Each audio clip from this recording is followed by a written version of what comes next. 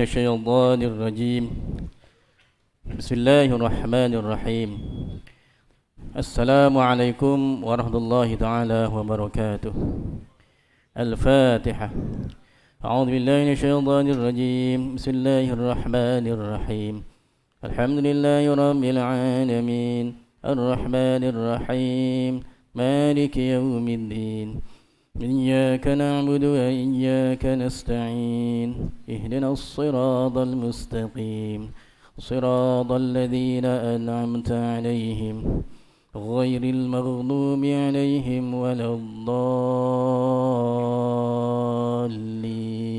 آمين بسم الله الرحمن الرحيم إن الحمد لله نحمده ونستعينه ونستغفره ونعوذ بالله من شرور أنفسنا ومن سيئات أعمالنا من يهده الله فلا مضل له ومن يضلل فلا هادي له أشهد أن لا إله إلا الله وأشهد أن محمدا عبده ورسوله سبحانك لا علم لنا إلا ما علمتنا إنك أنت العليم الحكيم ولا حول ولا قوة إلا بالله العلي العظيم اللهم نور قلوبنا بنور هدايتك كما نورت الأرض بنور شمسك أبدا أبدا برحمتك يا أرحم الراحمين قال الله تعالى في القرآن العظيم أعوذ بالله من الشيطان الرجيم ولئن سألتهم من خلق السماوات والأرض ليقولن الله قل الحمد لله بل أكثرهم لا يعلمون. Dan sesungguhnya jika engkau wahai Muhammad bertanya kepada mereka yang musyrik, siapakah yang menciptakan langit dan bumi? Sudah tentu mereka akan menjawab, Allah Subhanahu wa taala. Ungkapkanlah wahai Muhammad, alhamdulillah, sebagai bersyukur disebabkan pengakuan mereka yang demikian tidak mengingkari Allah. Bahkan kebanyakan mereka tidak mengetahui hakikat tauhid dan pengertian syirik. Tuan-tuan sedang hadirin hadirat muslimin muslimat yang dirahmati Allah taala. Daripada ayat yang saya bacakan tadi daripada surah Luqman ayat yang ke-25 menunjukkan bahawa jelas bahawa pada tiap-tiap diri seorang manusia itu pada hakikatnya percaya kepada Allah Subhanahu wa taala. Walaupun ia merupakan kata hati kecil yang ada dalam sanubari jiwa yang paling dalam mengatakan adanya Tuhan, tetapi kerana kehidupan, kedudukan, pangkat, martabat, kekayaan dan kemewahan menyebabkan mereka menidakkan kata hati kecil mereka itu. Bahkan orang-orang etis sendiri pun yang dikatakan tidak percaya pada Tuhan, sebenarnya dalam hati kecil mereka itu percaya adanya Tuhan. Sejarah telah membuktikan bahawa sejahat-jahat dan sezalim-zalim Fir'aun laknatullah itu sendiri pun di akhir hayatnya juga membuat pengakuan beriman. Tuan-tuan pernah dengar cerita ni? Fir'aun pernah beriman ke? Pelik ceritanya. Tapi kalau tuan-tuan kaji, ada kisah di mana dia di akhir hayatnya dia cuba mengungkapkan keimanan. Cuma mungkin sama ada diterima ataupun tidak. Kita akan lihat susur galur sejarahnya. Tuan-tuan sedang hadirin hadirat muslimin muslimat. Fir'aun dikenali sebagai raja pemerintah Mesir dengan sikapnya yang zalim dan kejam. Kita tahu setiap pemimpin pemerintah atau maharaja Mesir ketika itu namanya Fir'aun. Kita jangan anggap Fir'aun itu seorang saja yang hidup ketika zaman Nabi Musa. Fir'aun itu ada 12 Fir'aun. Maknanya ada 12 maharaja Mesir. Cuma Fir'aun yang hidup ketika zaman Nabi Musa, yang dikatakan tenggelam ketika mana mengejar Nabi Musa itu, Namanya ialah Ramses II. Ya, Ramses II. Mungkin tuan-tuan ada yang maklum. Inilah yang dikatakan dalam sejarah telah mengejar Nabi Musa sehingga dia tenggelam. Ya, disebutkan dia ada seorang raja yang sangat zalim dan kejam. Ia juga merupakan manusia yang pernah menggelarkan dirinya sebagai Tuhan semesta alam serta mencabar ajaran yang dibawa oleh Nabi Musa AS sampai ke peringkat mengaku dia adalah Tuhan. Betapa dia merasakan dia sangat hebat. Ya, dia mengatakan dia adalah Tuhan dan dia mencabar ajaran Nabi Musa alaihissalam.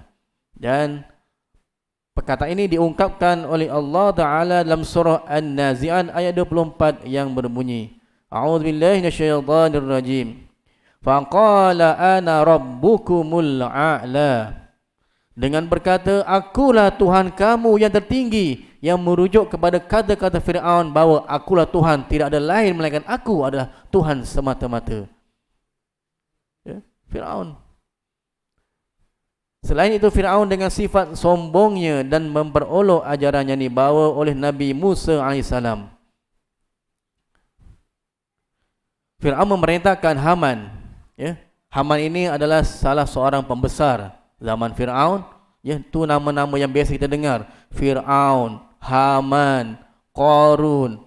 Ya, diabadikan dalam Quran sebagai manusia-manusia yang kita jangan ikut. Jangan jadikan teladan perangai-perangai mereka. Bukan makna bila dalam Al-Quran, oh ni bagus. Bagi nama pun dalam Quran. Muhammad Fir'aun. Kenapa Fir'aun? Ada dalam Quran. Ni mesti namanya bagus. Muhammad Haman, Muhammad Qarun. Sebab apa? Sebab dalam Quran tu ada. Bukan maksud begitu. Ini cerita-cerita yang kita jangan ikut. Bukan makna nama tu nama yang bagus. Sebaik tak ada bagi nama Muhammad Khinzir. Kenapa? Dalam Quran kan sebut hurrimat alaikumul maitata waddama walahmal khinzir. Oh, khinzir tu ada dalam Quran. Kita Muhammad Khinzir. Dia tak tahu khinzir tu apa. Khinzir tu apa, tuan-tuan? Dia yang sebut je, bukan saya.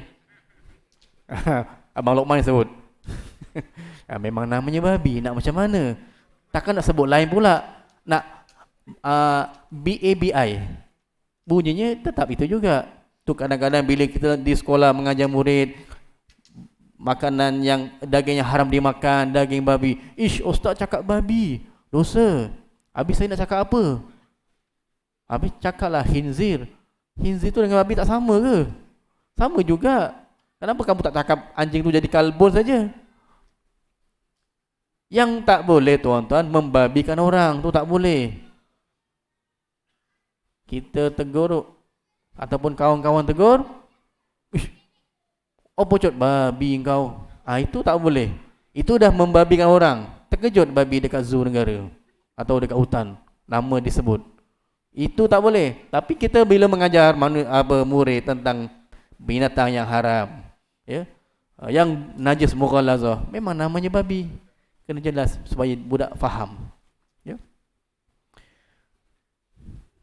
Fir'aun mengarahkan Haman, salah seorang pembesarnya, untuk membina satu bangunan yang tinggi. Dengan apa? Supaya Fir'aun kata apa? Aku nak panjat bangunan ni tinggi-tinggi. Aku nak tengok mana Tuhan yang Nabi Musa selalu sebut. Dia sebut Tuhan Allah Ta'ala itu, mana Tuhannya? Aku nak tengok. Betapa angkuh dan sombongnya Fir'aun memerintahkan Haman. Dan ini juga terakam dalam Al-Quran, dalam surah Al-Qasas ayat 38. Kalau saya salah baca, Pak Imam tolong betulkan ya. Di sini ayatnya kecil, takut tersalah baca. A'udzubillahi minasyaitonirrajim. Qala Fir'aunu ya ayyuhal mala'u ma 'alimtu lakum min ilahin ghairi fa'awqid li ya hamanu 'ala ad-dini faj'al li sarhan la'alli attali'u ila ilahi Musa wa inni la'azunnuhu minal kadhibin. Dan Fir'aun pula berkata, wahai orang-orangku, aku tidak mengetahui ada bagi kamu sebarang Tuhan selain daripada aku. Fir'aun kata, aku tak tahu ada Tuhan lagi ke selain daripada aku. Akulah sebenar-benarnya Tuhan. Itu maksud Fir'aun. Oleh itu, wahai Haman, bakarkanlah untukku bata-bata, serta binalah untukku bangunan yang tinggi, supaya aku naik melihat Tuhan Musa yang dikatakan itu, dan sesungguhnya aku percaya Musa dari orang-orang yang berdusta.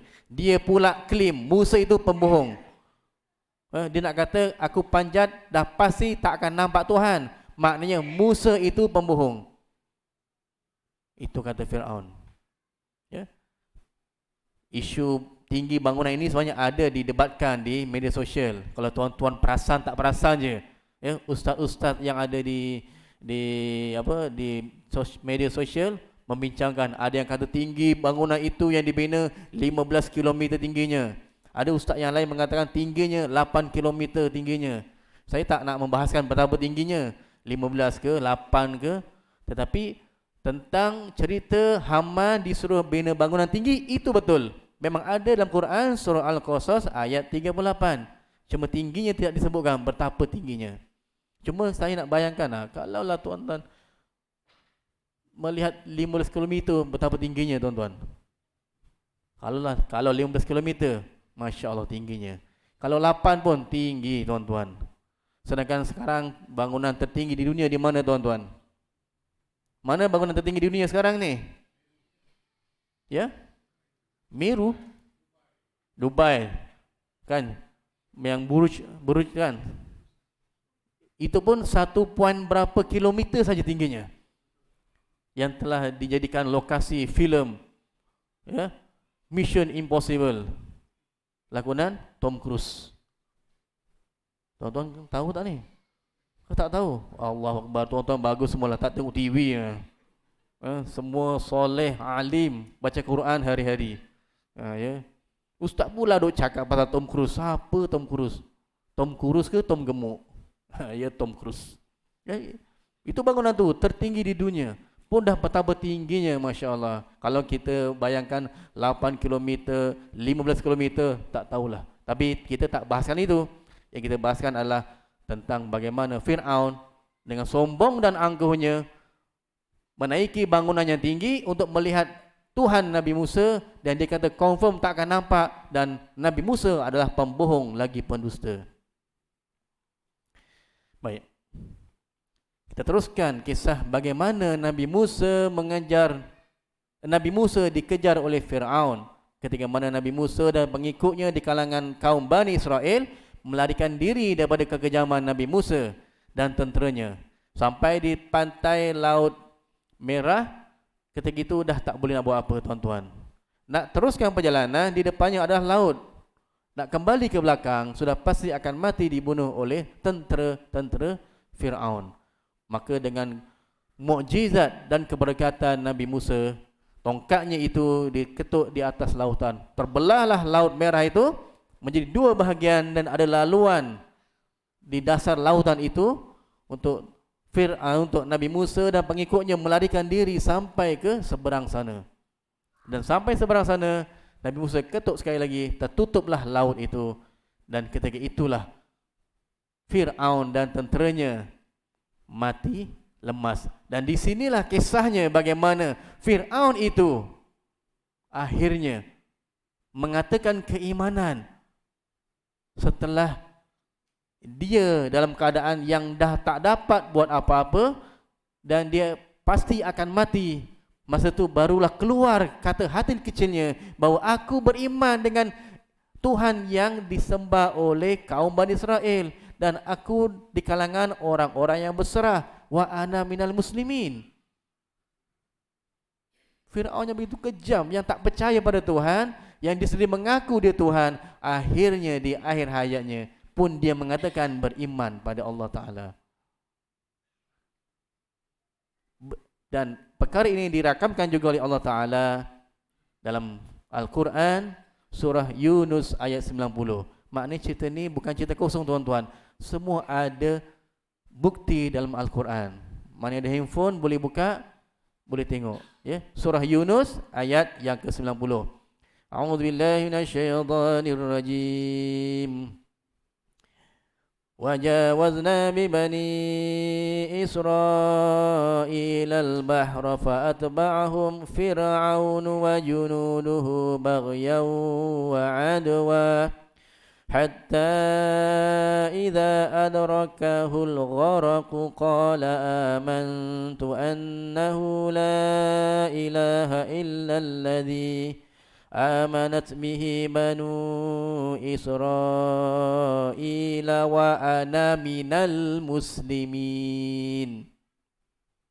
Yang bermaksud, dan kami bawakan Bani Israel ke seberang Laut Merah, lalu dikejar oleh Fir'aun dan tenteranya dengan tujuan melakukan kezaliman dan pencerobohan, sehingga apabila Fir'aun hampir tenggelam, berkatalah ia pada saat genting itu, aku percaya bahawa tiada Tuhan melainkan yang dipercayai oleh kaum Bani Israel, dan aku dari kalangan orang-orang yang berserah menurut perintah yang disebut wa ana minal muslimin. Aku dari kalangan orang muslimin. Kalau sebut muslimin itu siapa tuan-tuan? Kita inilah muslimin yang berserah pada Allah Ta'ala. Maknanya Fir'aun juga di akhir hayatnya juga mengaku muslim. Ya. Tapi persoalannya ialah keimanan Fir'aun itu accepted or rejected. Exchange, cakap BI pula. Ya. Diterima ataupun ditolak. Ya, sebab ini pengakuan keimanan cuma berlaku di akhir-akhir hayat. Ya. Kalau Fir'aunlah berlaku begini, tak mustahil bahawa ramai juga di kalangan orang-orang yang non-Muslim ketika di akhir hayatnya juga mengaku Muslim, tetapi mungkin terlewat ataupun sama diterima ataupun tidak. Wallahu alam, kita pun tak tahu ceritanya. Ya, tapi inilah mana kisah Fir'aun kita boleh jadikan pengajaran, iktibar. Itulah hakikat sebenar dalam jiwa hati manusia adanya percaya kepada Allah Subhanahu Wa Taala. Baik. Dalam membicarakan pengakuan Fir'aun ini, ulama telah memberikan beberapa pendapat. Antaranya Imam Al-Qurtubi. Imam Al-Qurtubi dalam menjelaskan perakuan keimanan ketika itu tidak memberi sebarang manfaat. Taubat yang diterima Allah Subhanahu Wa Taala adalah taubat sebelum datangnya balasan. Adapun sewaktu menerima balasan, maka taubatnya tidak akan diterima oleh Allah Subhanahu Wa Taala. Mengikut pandangan Imam Al-Qurtubi, maknanya pengakuan Fir'aun itu tak diterima sebab taubat itu mesti dilakukan sebelum datangnya bala bencana, datangnya balasan. Masa panjang boleh taubat, bukan dah ketika dah kritikal, dah waktu dah tak ada pilihan lain, dah waktu yang memang confirm dia akan mati, baru nak bertaubat. Ketika itu dah pun tertutup pintu taubat.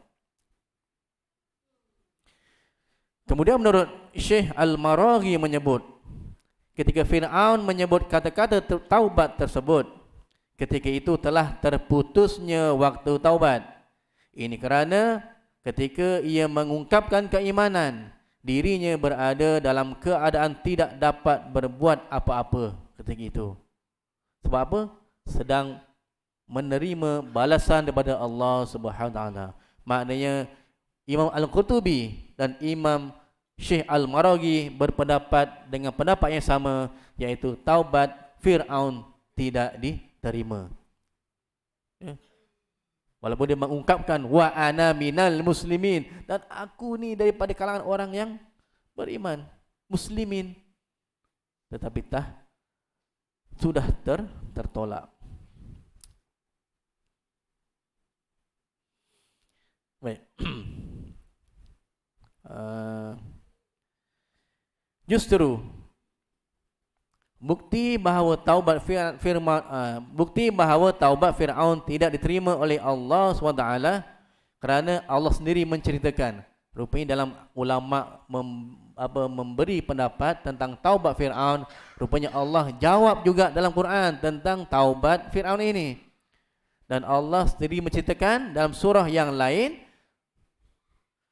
ya, berkenaan azab yang akan dihadapi oleh Firaun dan pengikutnya ketika di alam barzah dan alam akhirat.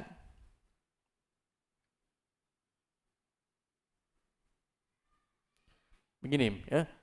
Allah menjelaskan dalam Quran bahawa taubat Firaun tidak terima seperti mana dalam surah Yunus ayat 91 yang berbunyi, A'udzubillahi minasyaitonirrajim. Al-ana wa qad 'asaita qablu wa kunta minal mufsidin. Dan Allah pun berkata, adakah sekarang baru engkau beriman, padahal sesungguhnya engkau dari dahulu telah kufur derhaka dan engkau telah pun menjadi orang yang melakukan kerosakan. Ya, maknanya Allah jawab, ya, persoalan tadi diterima atau tidak, maka Allah jawab, adakah sekarang baru kau nak bertaubat? Selama ni hang dok buat kacau, dok buat kerosakan, buat kezaliman. Dari dulu derhaka, kenapa sekarang baru nak mengatakan taubat ketika dah hampir mati? Ya, maknanya Allah menempelak, tidak menerima taubatnya.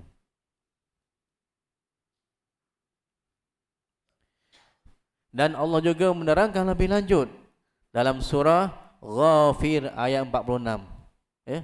Surah Ghafir ayat 46 Allah menjelaskan, A'udzubillahi minasyaitonirrajim. An-naru yu'raduna 'alaiha ghuduwan wa 'ashiyya wa yawma taqumus sa'atu udkhilu ala fir'auna ashaddal 'adzab. Dan mereka didedahkan kepada bahang api neraka pada waktu pagi dan petang semasa mereka berada di alam barzah. Dan pada hari berlaku kiamat pula diperintahkan kepada malaikat, masukkanlah Fir'aun dan pengikutnya ke dalam azab siksa api neraka yang seberat-beratnya. Maknanya Allah jawab. Bermula tadi daripada persoalan Fir'aun mengaku beriman, ada dalam Quran. Kemudian Allah menempelak tentang berimannya Fir'aun di akhir hayatnya. Allah juga rakam dalam Quran. Dan Allah juga merakamkan juga akibat perbuatan Fir'aun dan pengikutnya. Mereka akan menerima balasan di alam barzah dan juga di alam akhirat. Jadi jelas. Apa lagi persoalan yang kita ingin timbulkan? Jelas mana Allah dah tak terima. Sehingga dalam alam barzah dan kubur dan alam akhirat pun dijelaskan. Sedangkan kita belum lagi kiamat, tapi Allah dah terangkan. Yang mana disebut tadi, mereka didedahkan kepada bahang api neraka pada waktu pagi dan petang. Dia tak kata mereka didedahkan dengan api, tapi bahang api. Sebab apa tuan-tuan? Sebab mereka sekarang Fir'aun dan pengikutnya masih berada di alam barzah. Bila di alam barzah, belum lagi masuk surga dan neraka, belum lagi masuk alam akhirat.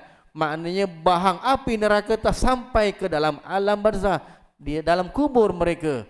Bahang-bahang api neraka. Tuan-tuan, bahang apinya tuan-tuan sudah cukup panas. Kita kalau kat rumah masak freezer cooker tu, punya panas tu, sanggup pegang ke? Itu baru dia punya uapnya, belum di dalam tu. Kalau neraka tu apinya menjulang-julang, baru rasa dia punya bahang saja yang sampai ke alam barzah. Sebab itulah disebutkan bahawa kubur itu merupakan taman dari taman-taman syurga dan merupakan lubang daripada lubang-lubang neraka. Sebab dia belum lagi ke syurga dan neraka, tapi alam barzah itu sudah melalui sebahagian azab seksa dan sebahagian nikmat, ya. Maknanya siksaan dalam alam barzah itu baru sebahagian, baru bahangnya, baru lubang daripada lubang-lubang neraka. Dan nikmatnya baru sebahagian daripada taman-taman syurga. Belum syurganya lagi. Kita kalau pergi istana negara, ya Allah cantiknya. Belum masuk, baru tengok landscape-nya, bunganya, air terjunnya, apa lagi ikan-ikan cantik semua. Seronok, tak sabar nak masuk. Itu baru di landscape, baru taman-tamannya. Kubur itu baru tamannya, belum lagi masuk ke alam akhirat, masuk syurga Allah Ta'ala. Ya, tetapi sudah merasai sebahagian daripada azab dan juga nikmat Allah Subhanahu wa Ta'ala. Ya.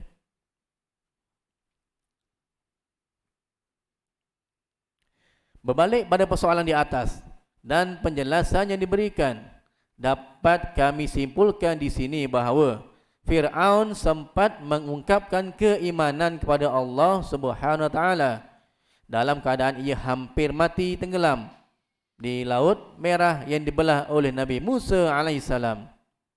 Tetapi tetapi Allah Subhanahu wa Ta'ala tidak menerima taubatnya kerana ia bertaubat dalam keadaan ia sedang nazak dan tidak dapat berbuat apa-apa. Hal ini seperti dijelaskan dalam sebuah hadis yang diriwayatkan oleh Abdullah bin Amr yang berbunyi, Innallaha azza wa jalla la yakbalu taubatal abdi ma lam yugharghir. Sesungguhnya Allah Subhanahu wa Ta'ala menerima taubat seseorang hamba selagi mana nyawanya tidak sampai ke kerongkong. Kita taubat ketika mana nyawa belum sampai di kerongkong. Disebut yugharghir. Kita sebut sebagai ghar-ghar. Ya, dah di tenggorok. Orang dah nazak kan bunyi nyawa dah di hujung tanduk, di kerongkong. Ketika itu dikatakan taubat sudah tidak diterima. Ya, nak taubat sebelum tu lagi tuan-tuan. Masa kita masih panjang lagi. Umur diberi 60 tahun, 70 tahun, 80 tahun. Ketika itulah patutnya kita bertaubat. Ingat Allah Ta'ala. Bukannya ketika dah nazak begitu baru nak ingat Allah Ta'ala. Biasanya bila kita mati, kita akan seperti mana kebiasaan hidup kita. Ya? Bagaimana kita hidup, kebiasaannya begitulah kadang kita mati. Kalau kita tidak bertaubat. Ya? Jadi kisah ini tuan-tuan, kita ambil pengajaran dan iktibar. Ya. Kisah Fir'aun ini daripada cerita kekejaman dia, kemudian pengakuan imannya dia, dan kemudian penolakan pengakuan imannya oleh Allah Ta'ala, sehingga Allah ceritakan tentang bagaimana Allah sindir pakai keimanannya. Allah cerita tentang bagaimana keadaannya di alam barzah dan akhirat, dan juga hadis yang mengatakan tentang tidak diterima taubat setelah nyawa di kerongkong. Ini sebagai pengajaran kepada kita tuan-tuan, supaya kita jangan ikut langkah seperti ini. Ya, bertaubatlah setiap hari. Mohon ampun pada Allah Subhanahu Wa Taala sebab kita hari-hari membuat dosa. Ya, dan Fir'aun ini menjadi pengajaran. Sebab itulah dalam Quran Allah juga rakamkan dalam surah Yunus ayat yang ke-92 yang berbunyi, A'udzubillahi minasyaitonirrajim. Falyawma nunajjika bibadanika litakuna liman khalfaka ayah wa inna katsiran minan nasi an ayatina laghafilun. Maka pada hari ini kami biarkan engkau wahai Fir'aun terlepas dengan badanmu yang tidak bernyawa daripada ditelan laut, untuk menjadi tanda bagi orang-orang yang di belakangmu, supaya mereka mengambil iktibar. Dan ingatlah, sesungguhnya kebanyakan manusia lalai daripada memerhati dan memikirkan tanda-tanda kekuasaan kami. Ya, maknanya dengan kisah Fir'aun tadi, dan Allah kekalkan jasad Fir'aun sehingga hari ini tuan-tuan. Tuan-tuan boleh nampak, ya, jasad yang dikatakan Fir'aun itu terbujur baring. Kita tengok pun, ini ke Fir'aun? Boleh nampak jasadnya. Yang dikatakan ini manusia yang pernah mengaku Tuhan, manusia telah menentang ajaran Nabi Musa. Kita boleh lihat jasadnya. Sebagai apa? Pengajaran. Allah rakamkan dalam Quran. untuk kita lihat sebagai pengajaran. Ya, dalam surah Yunus ayat 92. Sedangkan tuan-tuan, kisah Fir'aun ini sudah berlaku beribu-ribu tahun. Antara Nabi Musa dengan Nabi Muhammad jaraknya pun dah beribu tahun, tuan-tuan. Ya, daripada Syuaib, Musa, Harun, Zulkifli, Daud, Sulaiman, Ilyas, Ilyasa, Yunus, Zakaria, Yahya, Isa, Muhammad. Banyak lagi Nabi antara Nabi Musa ke Nabi Muhammad. Jaraknya beribu tahun. Hatta antara Nabi Isa dengan Muhammad yang paling dekat pun jaraknya 600 tahun. Jadi yang menjadi persoalan, bagaimana jasad Fir'aun yang tenggelam zaman Nabi Musa itu kekal beribu-ribu tahun sampailah ketika mana diangkat. Sejarah yang saya ingat, jasadnya diangkat daripada dasar lautan pada tahun 1896. Maknanya baru dalam 100 tahun lebih yang lalu. Ya, 1896. Bukan dah angkat 1000 tahun lalu. Tetapi pelik bin ajaib, kenapa jasadnya masih kekal? Kita ni tuan-tuan bukan nak beribu tahun, bukan nak beratus tahun, bukan nak berpuluh tahun, bukan nak berpuluh bulan, bukan nak berpuluh minggu. Saya ingat 10 hari pun kalau dalam lautan, badan kita dah hancur dah. Ya, tenggelam 10 hari. Habis dah badan kita dah. Hancur. Ini beribu tahun. Diangkat masih ada jasadnya. Dan jasad itulah yang kerajaan Perancis, ya. Kerajaan Perancis telah meminta kerajaan Mesir supaya hantar jasad yang dikatakan Fir'aun yang hidup zaman Nabi Musa, yang tenggelam ketika mana mengejar Nabi Musa. Sebab kisah Nabi Musa dikejar oleh Fir'aun ada dalam Taurat dan ada dalam Injil. Mereka tahu kisah ini, cuma penceritaannya berbeza. Penceritaan dalam Taurat, Injil dia sedikit berbeza, tapi proses mengejar memang ada. Ya.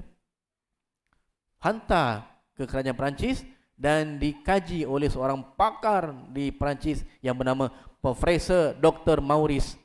Dikaji betul, memang ada kandungan garam di belakang badan Fir'aun. Jadi dia pelik, kenapa jasad ni masih kekal beribu tahun? Pelik, ya. Dikaji dalam Taurat ada, tapi Taurat dan Injil ceritanya dia sekerat jalan. Dikejar, kemudian tenggelam dan air pun tenang. Tak ada cerita seterusnya. Dia tak puas hati lagi, ya? Sehinggalah datang seorang cendekiawan Islam memberitahu Dr. Maurice bahawa kisah jasad Fir'aun ini dikekalkan sampai ke hari ini ada dalam Quran. Ya, baru dia terkejut. Rupanya dalam Quran ada cerita selanjutnya. Dalam Taurat, Injil ceritanya dikejar habis begitu, tapi dalam Quran rupanya ada cerita selepasnya yang mana jasad Fir'aun dikekalkan, dan itulah yang kita dapat lihat hingga ke hari ini. Terus Dr. Maurice memeluk agama Islam. Ya. Pakar. Bila dia kaji dan nampak kebenaran ayat-ayat Al-Quran yang Allah turunkan, dan dia akhirnya masuk dalam agama Islam. Tuan-tuan boleh baca ceritanya. Ya. Inilah kisah di sebalik bila mengkaji Mamiya Fir'aun itu. Dan kita juga melihat ini sebagai pengajaran supaya kita jangan ikut perangai Fir'aun. Ya, laknatullah. Ya. Tuan-tuan sedang hadirin, hadirat muslimin muslimat, ini sebagai kesimpulannya, ya, mari sama-sama kita bermuhasabah, memperbaiki diri kita ini, lebih-lebih lagi dalam bulan Ramadan Al-Mubarak ini. Kita pun dah masuk ke hari yang keberapa, tuan-tuan? Khamis, Jumaat, Sabtu, Ahad, Isnin, Selasa. Hari ini dah 6 hari. Esok dah hari yang ke-7. Pejam celik dah seminggu. Nanti pejam celik, dah nak raya besok. Alhamdulillah. Tapi yang kita mahukan ialah kita cuba yang terbaik. Manalah tahu ini adalah Ramadan yang terakhir.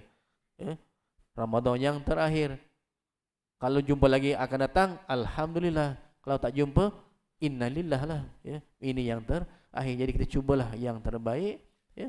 Jadikan Ramadan ini sebagai titik tolak untuk kita memperbaiki lagi. Selalu disebutkan bahawa Ramadan ini merupakan madrasah, sekolah institusi yang mendidik diri kita untuk lebih baik, supaya bila mana kita keluar daripada Ramadan, kita laksanakan dalam 11 bulan yang lain. Bukan 11 bulan yang lain itu masuk ke dalam bulan Ramadan, akhirnya Ramadan kita tidak ada apa-apa perbezaan, sama je Ramadan tak Ramadan sama juga. Itu yang kita tak mahu. Ya, jadikan penambahbaikan. Selalu disebutkan Ramadan bulan rahmat, bulan sedekah, bulan amal, bulan tadarus. Sebenarnya tuan-tuan, bulan lain pun ada juga.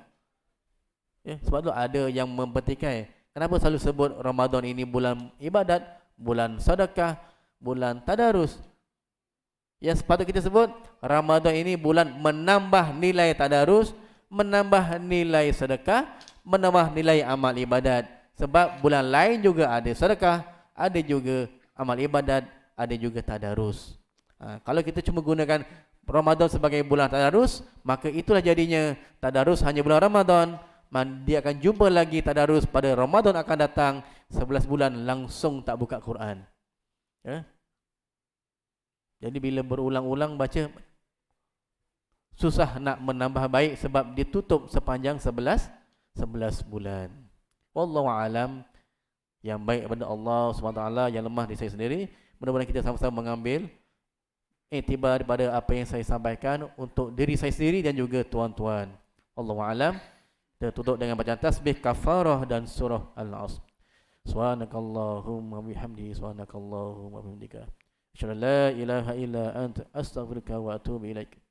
Bismillahirrahmanirrahim. Wal 'asr. Innal insana lafi khusr. إلا الذين آمنوا وعملوا الصالحات وتواصوا بالحق وتواصوا بالصبر. صدق الله العظيم. آخر الكلام والسلام عليكم ورحمة الله تعالى وبركاته.